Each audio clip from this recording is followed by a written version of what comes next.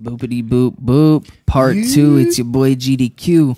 Your boy Real Walter Ford. We back, baby. It's your boy Mac 2301. Ooh. All right. We live, baby. Yeah.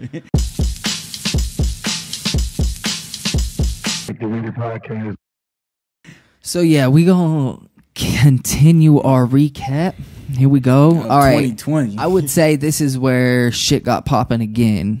Even more, because with the Jacob Blake shooting, once again, it brings up the idea of a video in the same day. And that shit is wild. That video is terrible. And Kenosha snapped, okay? Oh, Kenosha snapped. And also, Kyle Rittenhouse, that was wild too, because that was really the first time we saw something like that happen, even though we knew something like that was going to happen at some point. So yeah, and elaborate on Kyle Rittenhouse for those. Yeah, I want you guys to go about Kyle Rittenhouse and how it all.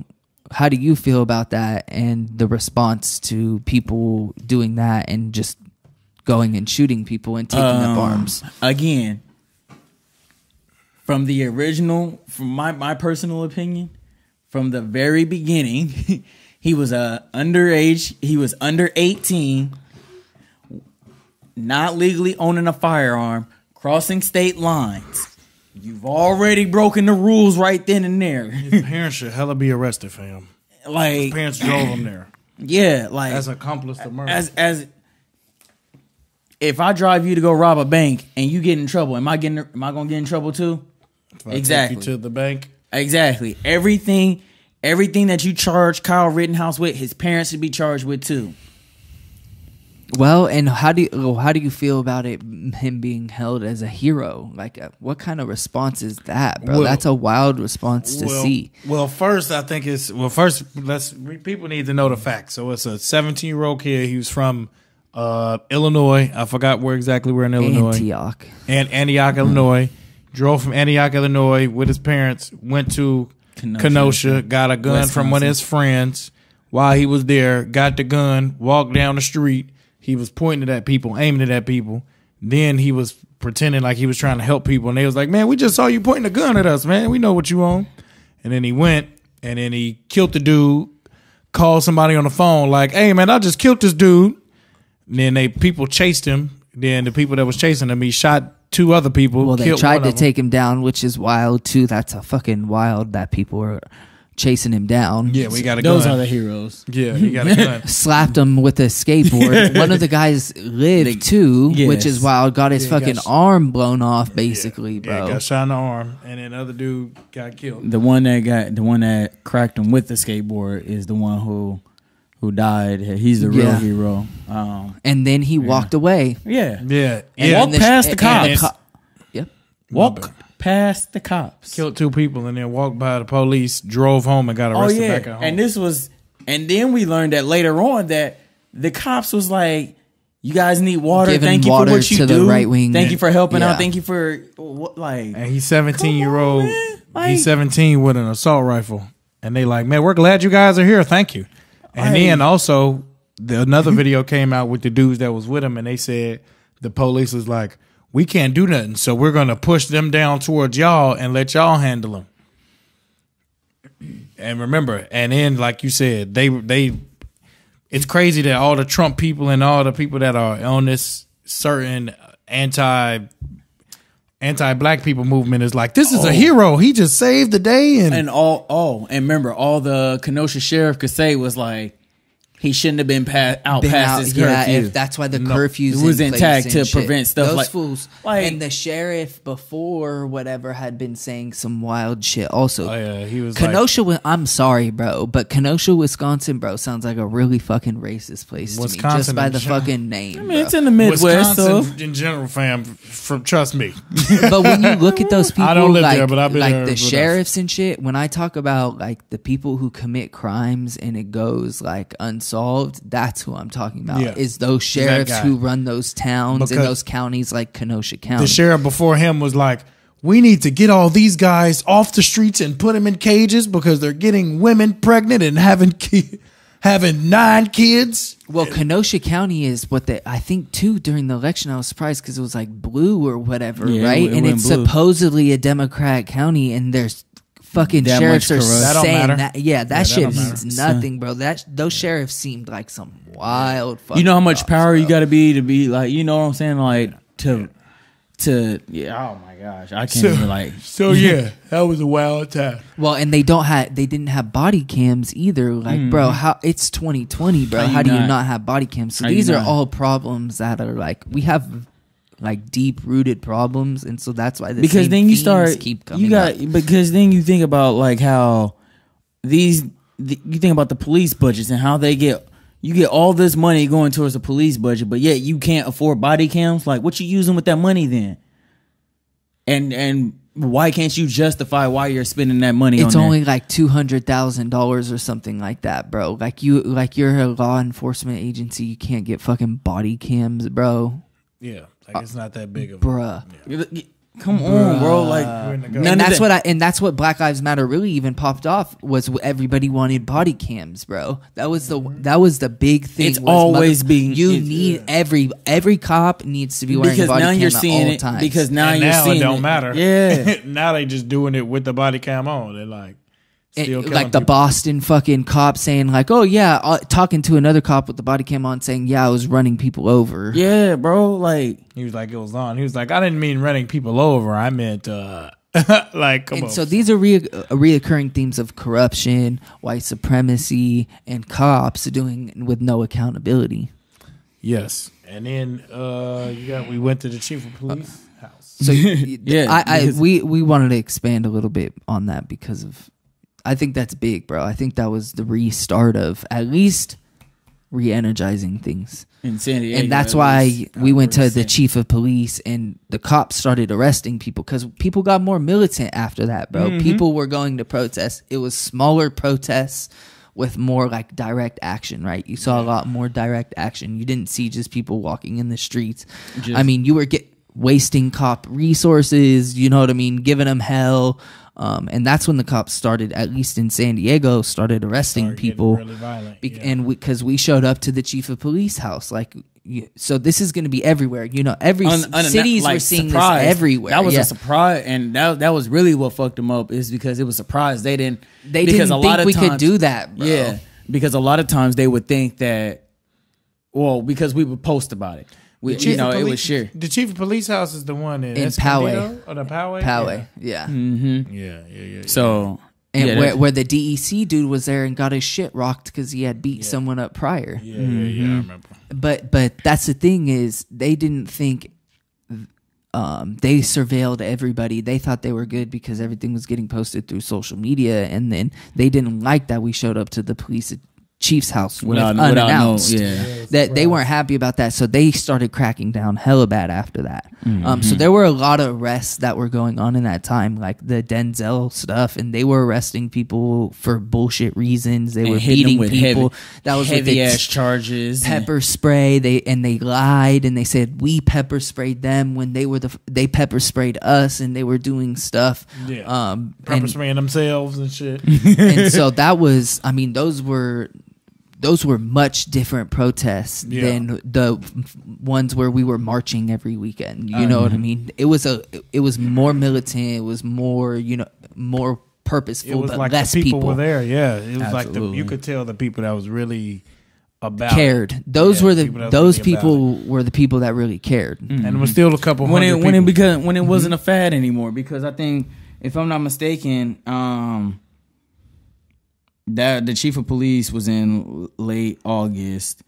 A lot of things had kind of like died down, like George Floyd and Ahmaud Arbery, like the things that kind of like sparked it off had kind of like died off. You didn't see as much nationwide protests and stuff like that. Like I said, I call it what it is. When it didn't become a fad anymore. And that's why with Kenosha, that's why you saw the people who thought it wasn't a fad, where you get that something where Kenosha should piss you off and it should spark a George Floyd response of thousands again. What I mean? Yeah. But propaganda, that's what I mean is I do think that right-wing propaganda was in full effect. Yeah, And absolutely.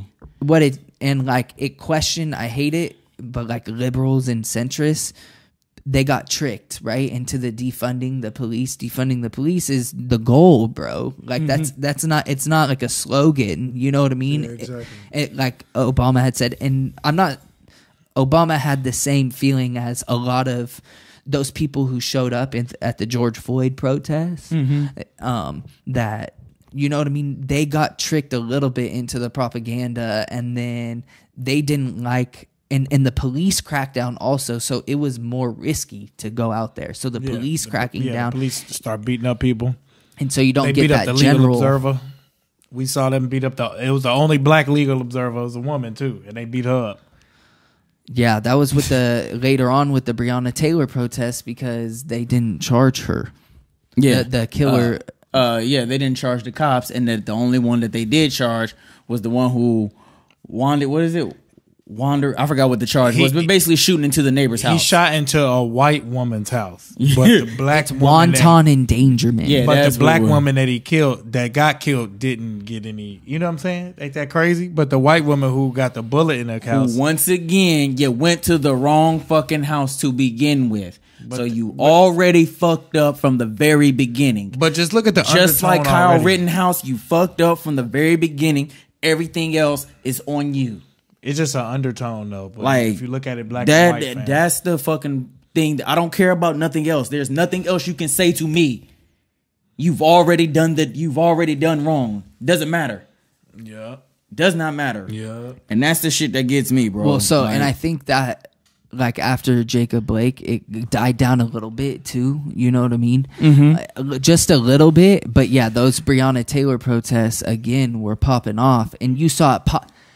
You saw more of a George Floyd response. That was the biggest response we saw nationwide since the George Floyd stuff. Kenosha was big, Taylor was just not as big, just as big. Because Breonna Taylor was a motivator of the whole movement. You know what I mean? And it's like, that's, if you can't get justice for Breonna Taylor through the movement, how are you going to get justice for anybody else? Exactly.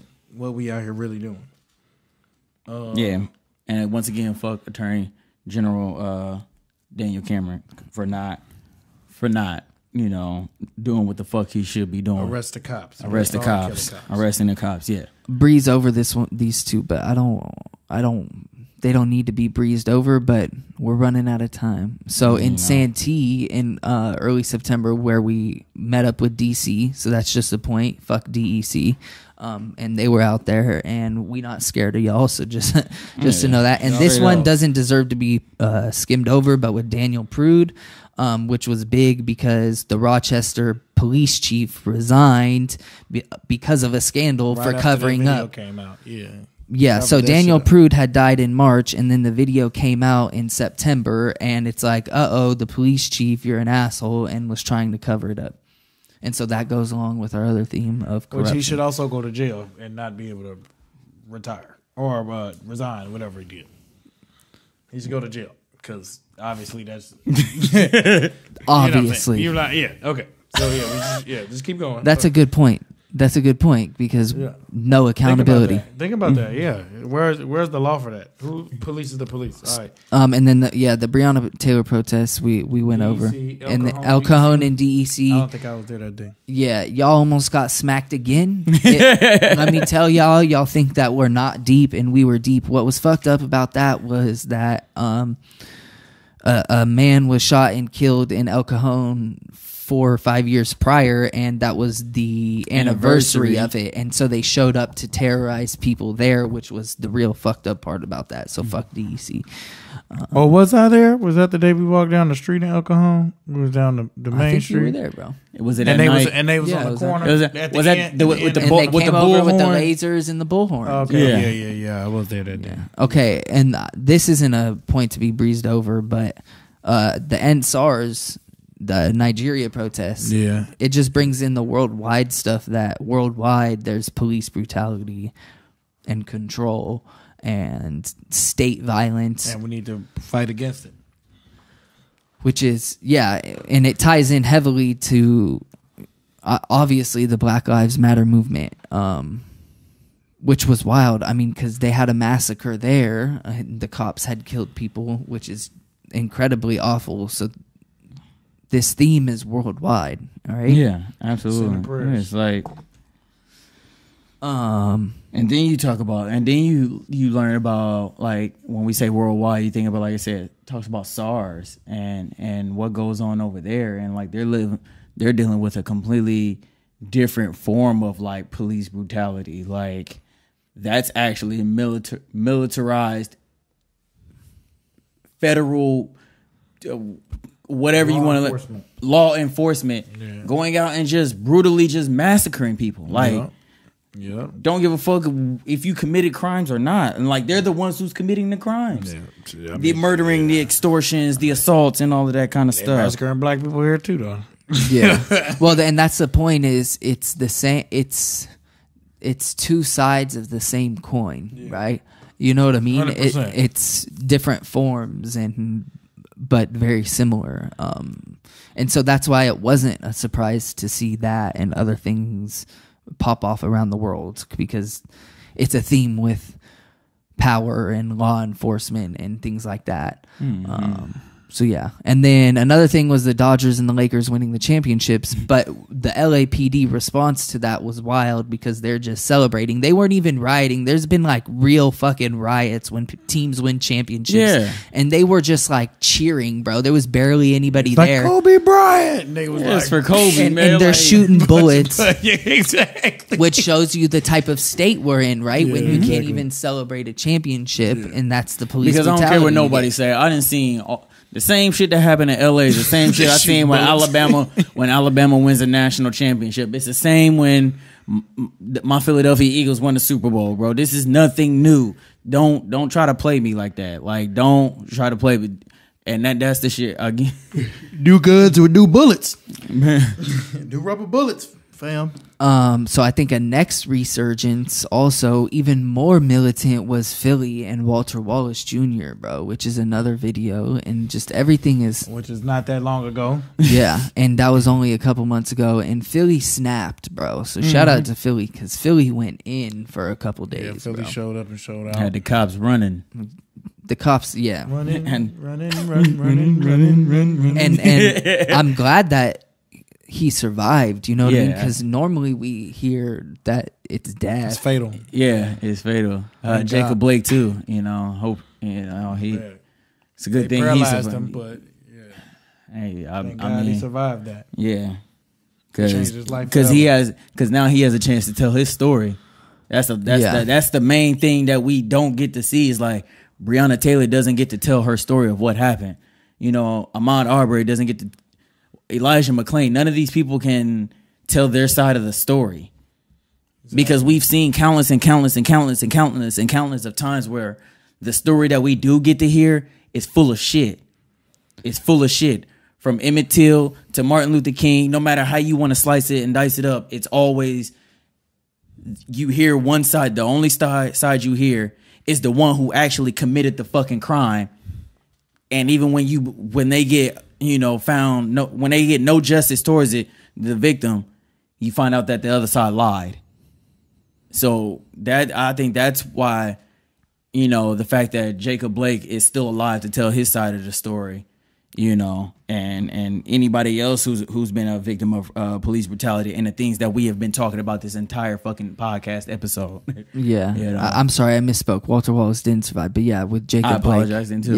Yeah. But it sucks that, we have to go through each one and remember, it happens so often, bro. Like, yeah, bro. Like, it's fucking sad, bro. Think about all the ones that we haven't probably, we haven't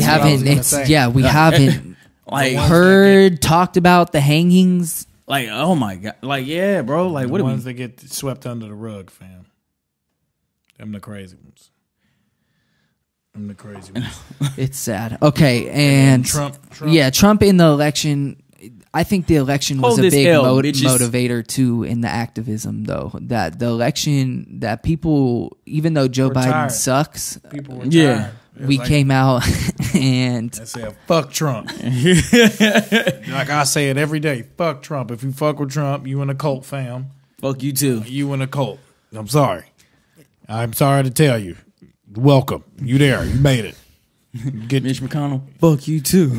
Welcome to your initiation. Yeah, and fuck the Proud Boys. And that's the thing is, fuck you too. Us fighting back is the reason why they weren't able to do more damage, bro. Mm-hmm. Exactly. And people need to understand that, and they want to. People need to understand, like, you know what I mean. People really need to understand, like, you will really catch these fucking hands. Don't be these tough Tonys on the internet thinking like we ain't gonna remember you. And the internet, you see what I'm saying? Exactly. Like, don't let this internet get you fucked up in real life. I think they saw the NFAC too and got nervous. Like, it's all not fucking around. And that you ain't even gotta have them. Like, you will catch these hands like that, like a can of lemonade twisted tea, like dead ass, bro. And for real. And I think that's what it is. That's what it is. You will not.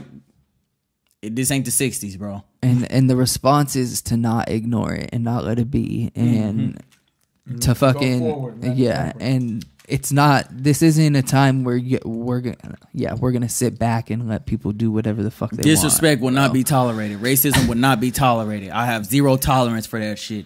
You will get smacked. You will get handled accordingly. So that's what we saw a lot more of too. Is a lot more white supremacist movements. Okay, we did see MAGA come out in after the election, and then we saw like DEC and Poway. They got a little bit more violent, but we came out and said "fuck you," and they were trying to terrorize little high school kids, and got looked like fools again. And then in Olympia and Washington recently, bro. So there's been a lot more smaller protests, but it's been a lot more like less like Black Lives Matter and more like political stuff. It's more like Trump lost and we mad about. Well, and white supremacy. It's still about ending white supremacy. Which again, it all ties into it, and that is some form of a foundation to what we're dealing with. And I just want people to realize that y'all is very, very dumb for following Trump, fam, because some people in some states they like keep the count, and other states they like stop the count. And fam literally tried to destroy the postal service. He tried to do he tried to put a whole bunch of people in different positions. He got a whole bunch of chief justices pushed through. He got a whole bunch of judges pushed through. He put a whole bunch of people in different spots. He got the most people fired. He got pardoned hella people. He got criminals. He got all this shit, and then he still lost. All of that shit, fam. And he still lost. And y'all saying keep the count, and y'all saying stop the count. And you think about what you see. You in a cult, fam. That's all I'm about to say. I like that though. It's true. Well, it shows that it's not going to go away either. It shows that you're in a cult. Yeah. I mean, look, and then that brings us to, yesterday. Yeah. That's crazy. We didn't get you a whole timeline up to today or yesterday. Which was, we don't know much about yesterday, but I think that yesterday is a crazy way for things to happen. And like, we didn't even talk about COVID really. All this stuff, this is all happening during a pandemic, during COVID. People. Okay. Which everybody has experienced what COVID can do. The hardest hit country in the world, okay, with the pandemic. All right. Yeah. Why? Because our government refuses to take care of people, even though they get paid to do it by our own money. I just want y'all to know that $600 is literally $20 a day. And I guarantee you, for those people who have actually seen a homeless person, I guarantee you a homeless person probably can make that. Like that I really want y'all to like just to put that into context. Like, what the fuck is $600 really going to do for anybody? For anybody. Yeah. To some, that's a car payment. To some, that's not their rent. To some, that may have to be their monthly grocery goods. They're my rent. You feel, but you get what I'm saying. Like, it ain't gonna cover. Man, come on, bro. I mean, I'm taking it, but so yeah, with 2020, but we broke though. Let them tell it we broke. We ain't got no money. It's been a wild year, and it's very sad. And I think that's why yesterday is like the most fucked up part, because a bombing happened in Nashville right at AT&T Communications, power and internet down across places, with a RV bombing, okay, on Christmas Day, and then people just act like it's normal. So I think that's why it's sad, because we've gotten hella desensitized, especially this year. People aren't phased, and it shows like we're straight gone, bro. Like 2020, to me, I'm not trying to be like a Debbie Downer. I think the positives are, like we said, we fought back. Yeah, but we're still fighting, and we're still more to do. Yeah, it's fatigue, fam. Mental fatigue. But COVID has been heavy in itself, along with the protests, along with murder hornets, along with California wildfires, along with the 2 hurricanes. Yeah, the United States, along with Trump going crazy, along with election, along with 2020 has been like. If you made it through 2020, like you can make it through anything at that point. Like Alex Trebek died, Kobe died. You know, there's a lot of shit going on. I'm just saying, Chad Boswick died. I mean, like people, and like, oh my gosh, bro. Like, well, and what I mean is that it's an American thing, bro. Yeah. Like, there's other countries going through stuff, but like America's gonna have a real tough year. And it's crazy how, like you said earlier, we're used to looking on TV and be like, yo, that's crazy that's going on over there in like but it's Germany or Turkey or a coup and all that stuff and political violence and all that now stuff. Now it's like where we're at. And it's like, yeah. It's a legitimate, like, and the thing is like Biden's not going to make it like that much better. So it's I don't mean to be, you know, like a terrible point of view, but yeah, I mean, America's going. It just takes time. Bro. It's just going to take time.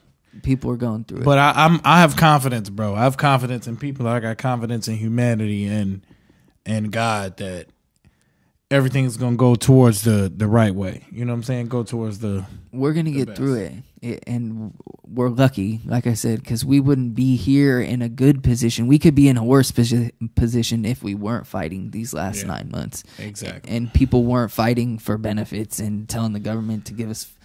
They don't give us any money, but anything, bro. Like people giving out mutual aid, bro.